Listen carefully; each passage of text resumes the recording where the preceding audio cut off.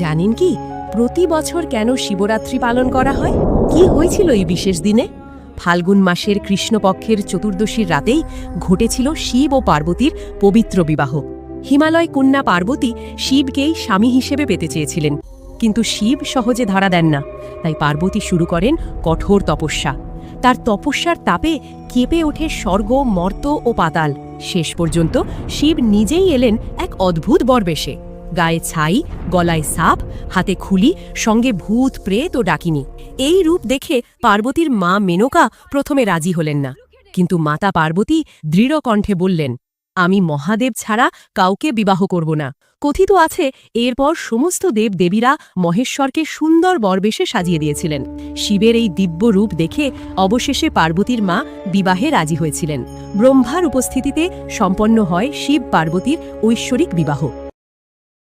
Download ShareChat.